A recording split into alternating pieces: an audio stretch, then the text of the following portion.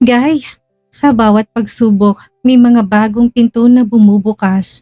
Matapos ang napakasakit na pagkikita ni na Victoria at ng kanyang mga anak sa mall, tila humihingi ng pahinga ang kanyang puso. Pero ang tadhana, hindi nagpapahinga. Sa part 42, muling magtatagpong landas ni Victoria at ng isang taong mula sa kanyang nakaraan.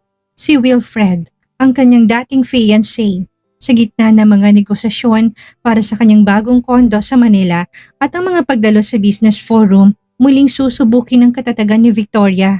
Si Wilfred na nagbago ng pananaw sa buhay ay nag-alok ng pagkakaibigan at suporta na hindi inaasahan ni Victoria. Ngunit sa gitna ng pagsubok na buksan ng kanyang puso sa bagong pagkakaibigan, magagawa ba ni Victoria na tuluyang iwan ang sakit ni dinulot ng kanyang nakaraan kay Guillermo? At paano kung pagbabalik ni Wilfred sa asyenda ay magigimit siya ng mga bagong gusot sa kanilang buhay? Napakaganda at napaka-inspiring ng part na ito. Samahan niyo akong tunghayan ang bagong yugto ng buhay ni Victoria. Victoria POV. Ito na yata ang pinakamahabang oras ng pagkain namin. Ayaw kasi talagang pakawalan ni Lolo ang apo nito eh. Kandong nito si Baby Jewel habang kinakausap. In fairness, mukha naman sila nagkakaintindihan. Kaya naman, napapangiti na lang tuloy ako habang pinagmamasdan sila. Pasensya ka na Ate Victoria ha, makulit talaga yung si Lolo eh. Tingnan mo, kanina pa tayo dito pero wala talaga siyang balak. Napakawalan ng bata. Ani naman ni Zara. Kinausap na nito ang manager na nasabing restaurant na babayaran na lang namin ng tagal ng oras ng pagstay namin. Mabuti na lang talaga at pumayag. Siguro dahil pagkatapos namin kumain kanina, umorder pa kami ng kung ano-ano. Kanina pa nga nagrereklamo si Maymay. Nabusog na daw kaya lang kapag nakikita naman ni Lolo Samuel na wala nang kinakain ng mga kaharap niya. Kaya ito na rin ang kusang umuorder ng pagkain. Talagang gumagawa ito ng paraan para lang hindi kami makaalis. Kaya lang, may meeting ako mamaya sa agent na mag-a-assist sa akin sa kondo na bibilhin ko. Kaya naman, kahit na gusto ko pang pagbigyan si Lolo sa nais nito na makasama pa ang apo, hindi na talaga maaari. Isa sa mga dahilan kaya ako nagpa siyang lumuwas ng Manila ay para makabili nga ng nasabing properties. Lolo, sorry po talaga. Hayaan niyo po, makakasama niyo naman palagi si Jewel once na makabalik na tayo ng asyenda. Wika ko na lang kay Lolo bilang pampalubag ng loob. Konsensya din ako lalo na't kitang-kita ko ang lungkot sa mga mata nito habang nakatitig to sa apo. Ganun ba? Teka lang, saan ba kayo ngayon nakatira? Kung gusto nyo, pwede naman kayo sa bahay ko eh. Sagot naman ito sa akin. Salamat po sa paanyaya, Lo. Kaya lang po naka-check-in po kami sa hotel at bayad na po ang pagstay namin doon. Sagot ko rin naman kaagad dito. Ayaw ko nga, baka mamaya biglang dumalaw si Guillermo sa kanila at magkita pa kami. Tanggap ko na sa sarili ko na hindi pwede ni Guillermo sa isa't isa. Kaya naman hindi dapat ako gumagawa ng mga bagay na namumukha kong naghahabol. Ang makausap ng ganito si Lolo ay sapat na para ipakita ko ang respeto dito. O siya, sige, mukhang hindi kita mapipilit. Kaya naman, mag-ingat na lang kayo. Victoria, maraming salamat sa pagbibigay mo ng pagkakataon sa akin na makarga ko nga po ko. Nakangiting wika ni Lolo Santiago. Isang nakakaunawang ngiti ang kaagad na sumilay sa labi ko. You're always welcome po, Lolo. Sagot ko din.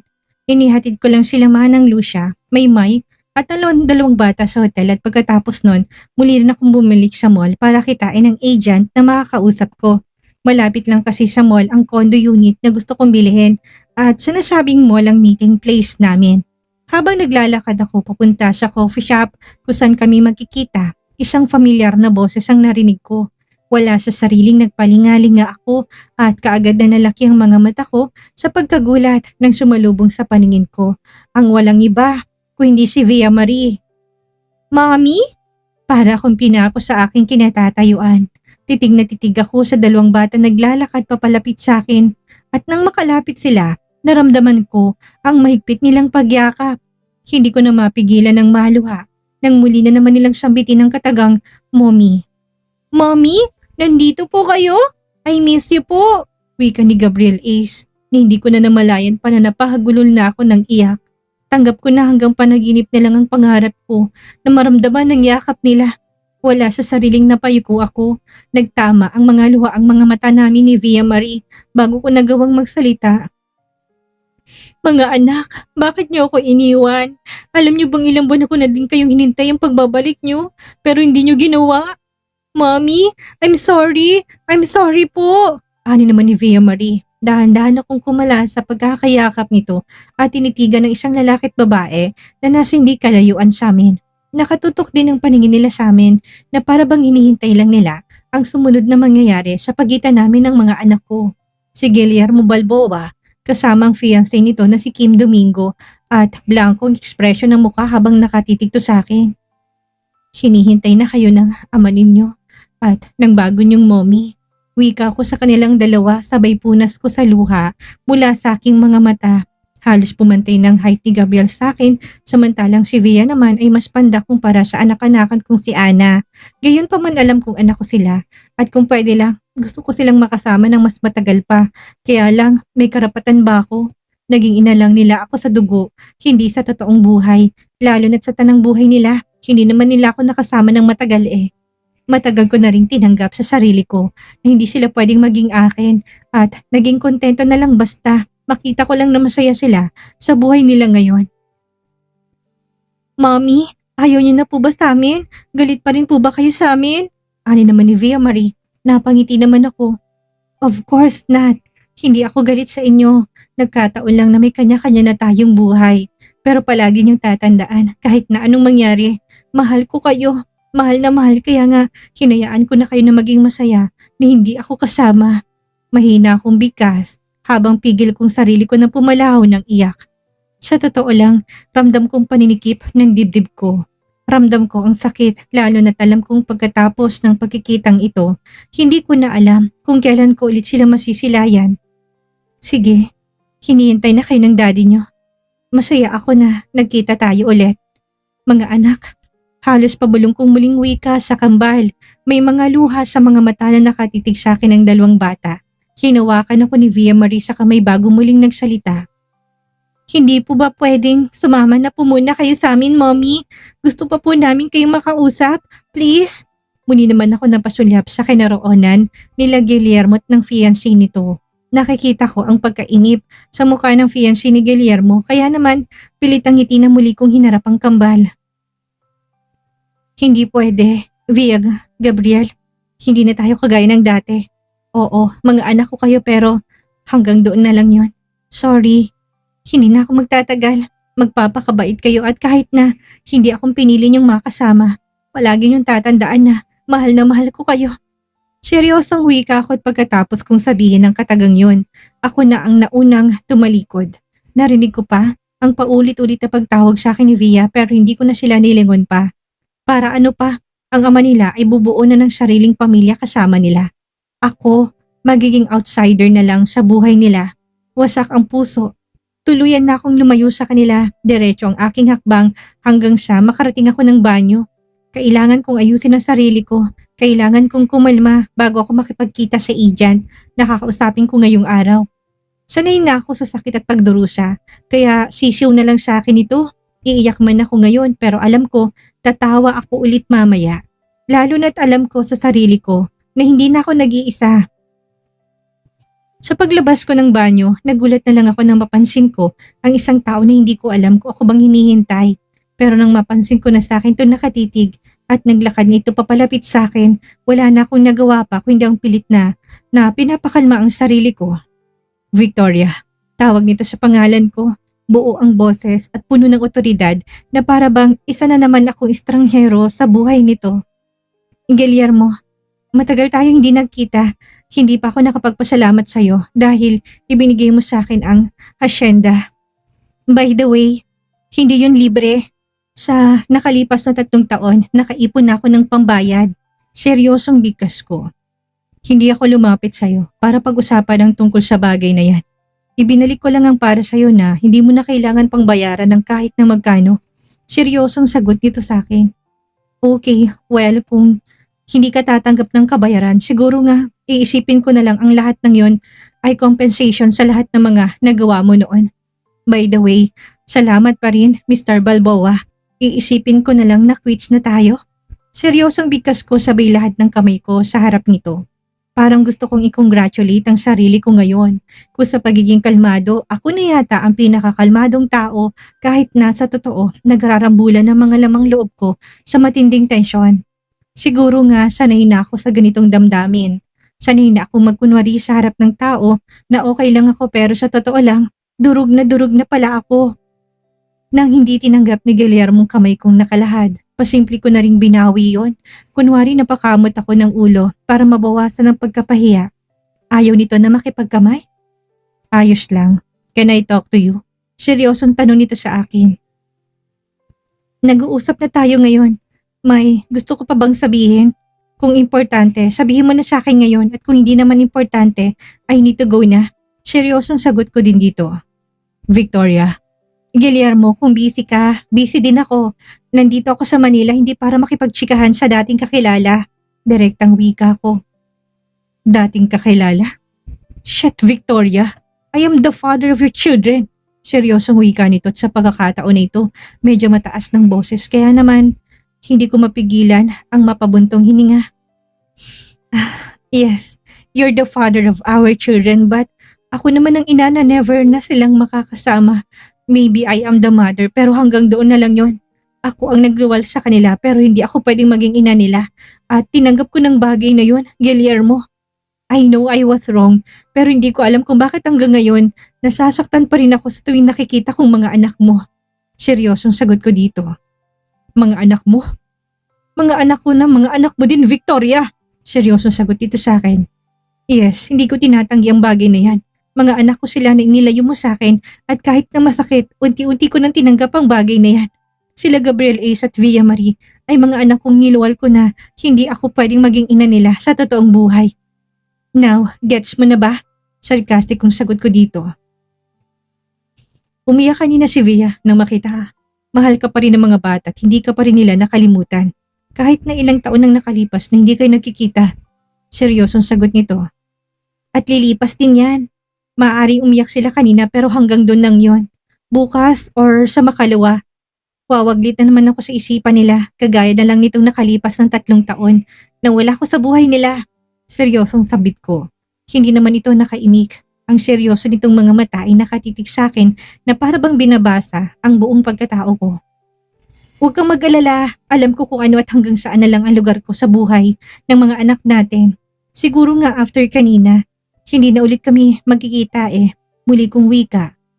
Hindi to ulit nakasagot kaya naman muli akong nagsalita.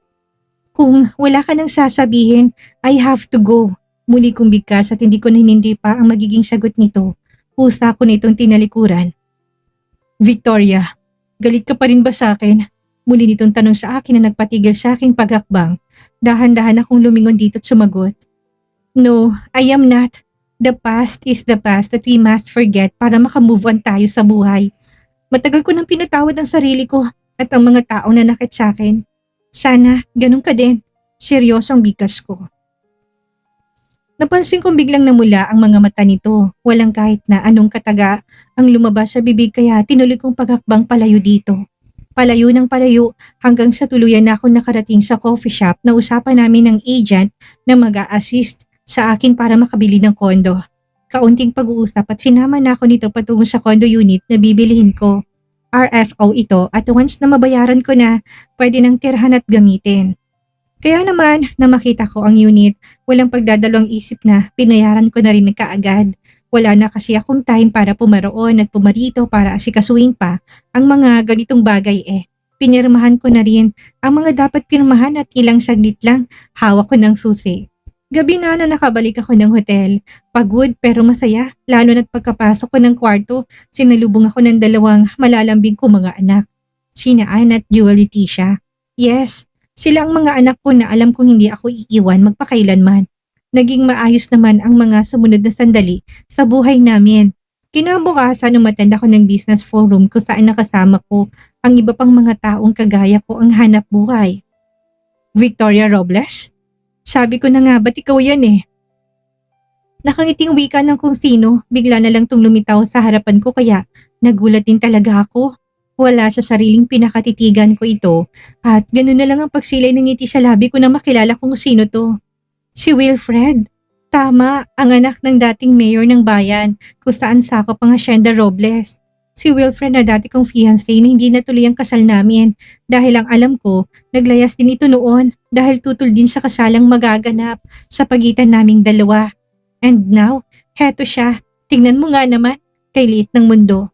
Pero balita ko, unti-unti na kasi nilang pinagyaman ng Hacienda Sandoval, ang malawak na lupain na katabi lang din ng Hacienda Robles. Wilfred, ikaw na ba yan?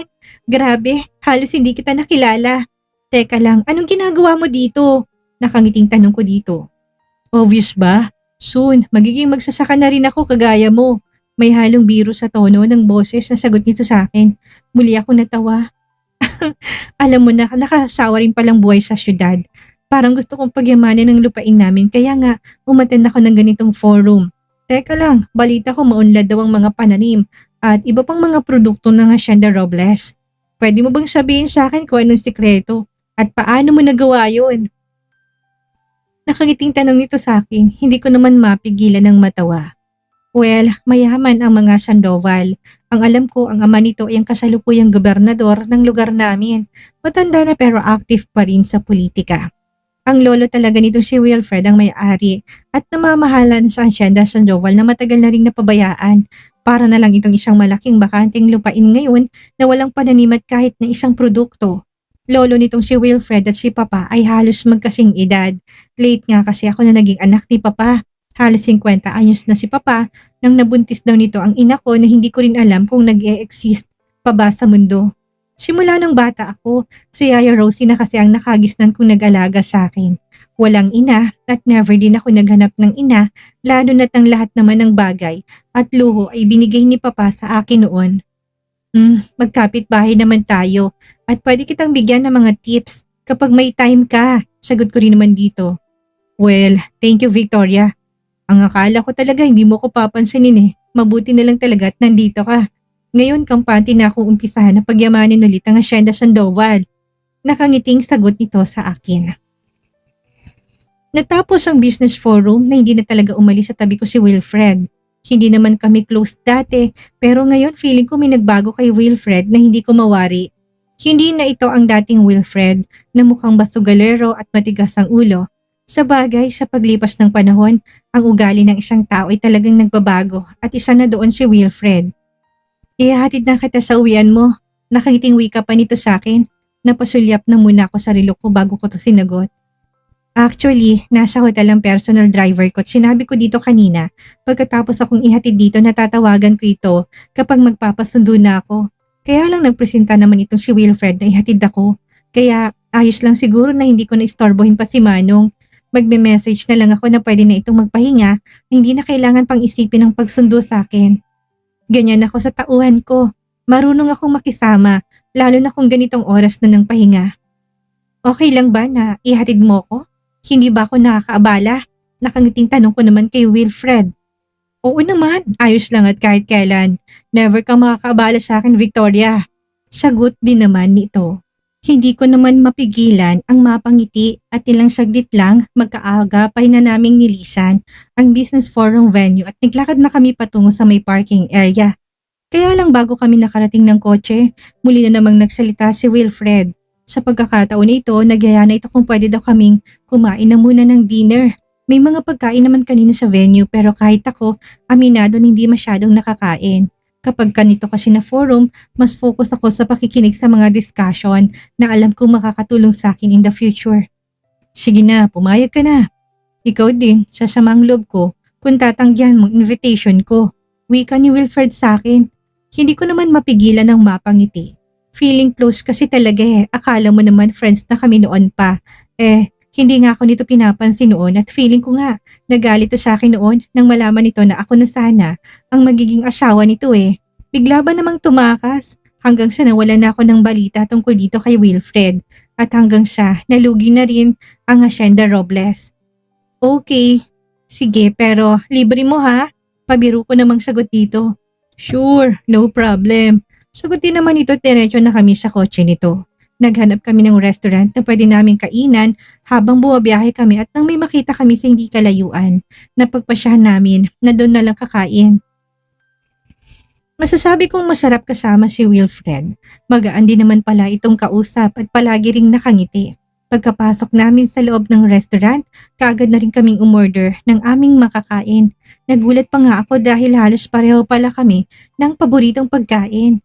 Mahilig din pala ito sa medyo maanghang na pagkain, kaya naman talagang nagkasundo kami. Habang kumakain kaming dalawa, tinuloy namin ang pag-uusap. Sinabi nito sa akin kung kailan to babalik na hasyenda at nagulat pa nga ako. Nangyayain ako nito na sumabay din dito. Masyadong nakakapagod ang bumiyahe by land. Maraming oras ang gugugulin sa daan kaya sabay ka na lang sa akin. Wika pa nga nito. Sa totoo lang nakakatempt na pumayag sa paanyaya nito pero nang maalala kong mga anak ko, kaagad ako umiling. Naku, gustuhin ko man pero hindi ako nag-iisa sa biyahe na to. Kasama ko mga anak ko Wilfred. Nakangiting sagot ko dito. Mga anak mo? Talaga? May mga anak ka na? Seryosong tanong nito sa akin na para bang nagulat din ito. Yes, teka lang, di ba halata? May mga anak na ako. Actually, 3 sila. At ang isa naman ay adopted ko. Nakangiting sagot ko dito. So, kamusta na? Naku, sana hindi magalit ang asawa mo. Kapag malaman niya nakasama mo ko ngayon. I mean, baka mamaya paglapas natin dito. Bigla na lang may bumugbog sa akin ha. Black belter ako, lalabanan ko talaga siya. May halong biro sa tono ng boses nito, kaya natawa naman ako. Ano ka ba? Bakit naman ganyan ka mag-isip? Actually, oo, may mga anak ako pero wala akong asawa. Hiwalay na kamit na sa pangangalaga niya ang 2 naming anak. Seryosong sagot ko. Hindi ko na naman natuloy pigilan ang makaramdam ng lungkot nang maalala ko ang 2 bata. Ay, kaya ayaw ko na pag-usapan ng ganitong mga bagay dahil iniiwasan ko na may stress eh. Really? I mean, tanga ba yung lalaki na yun? Nagkaanak na kahit lahat-lahat tapos pumayag siya na pakawalan ka? Well, medyo mahabang storya pero since uuwi ka na sa lugar natin, sa Santa Ignacia, malalaman mo rin siguro masalimuot na nangyari sa buhay ko. Sa nakalipas na mga taon, pilit ang ngiti sa labi na wika ko.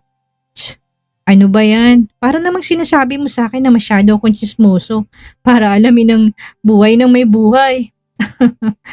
Nagtatawa din naman itong sagot sa akin. Hindi ko naman mapigilan ang mapangisi. Bakit hindi ba? Malakas naman tong tumawa sa tanong kong yon. Ay, sa nakalipas na mga taon, kinalimutan ko magkaroon ng kaibigan at ngayon ko lang lubusan na pagtanto na masarap din pala ang may makakausap na halos kasing edad mo. Siguro, ito na rin ang tamang time para buksan ko ang pintuan ko sa mga tao na gusto ulit akong maging kaibigan. Minsan, kailangan nating maligaw sa dilim para mahanap ang liwanag ng isang bagong pagkakaibigan. Ang pagdating ni Wilfred sa buhay ni Victoria sa gitna ng kanyang pinakamabigat na sandali ay tila isang paalala na hindi pa tapos ang libro ng kanyang buhay. May mga kabanata pa na puno ng pag-asa. At marahil, ito nang simula ng kanyang pagbangon.